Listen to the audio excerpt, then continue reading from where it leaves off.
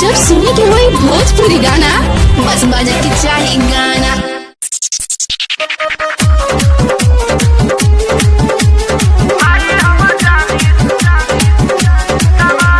Music by रोशन चौहान। गड़बड़ जाति कर बाता हाय रे रे रे रे रे रे गड़बड़ जाति कर बाता केली ही भागी माई हमर जानी तो माई हमर जानी सामान दी दागी माई हमर जानी सामान दी दागी माई हमर जानी सामान दी दागी गड़बड़ जाति कर बाता हाय रे रे रे रे रे रे गड़बड़ जाति कर बाता केली ही भागी माई हमर जानी तो माई हमर जानी सामान दी दागी माई हमर जानी सामान दी दागी माई हमर जानी सामान दी दागी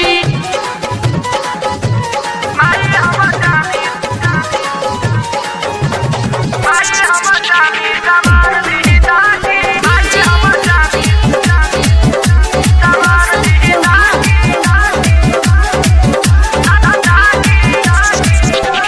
मिले जब आइल रहनी पोखरा के आटी चुमा के बहाने लिहला गलिया तू काटी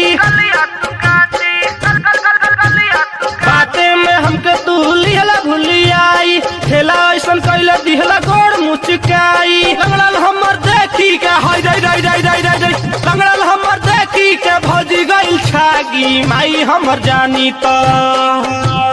माई हमर जानी सामान दी दागी माई हमर जानी सामान दी दागी माई हमर जानी सामान दी दागी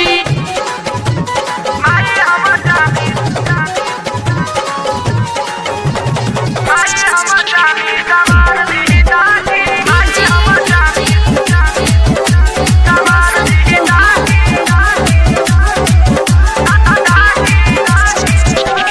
गौवा में भइल बा गरम बाजार हो सब जगह चले चर्चा हमर तोहार हो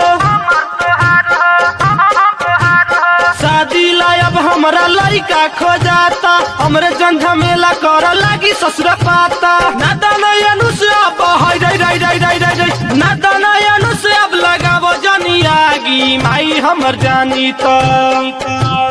माई हमर जानी सामान दी दागी माई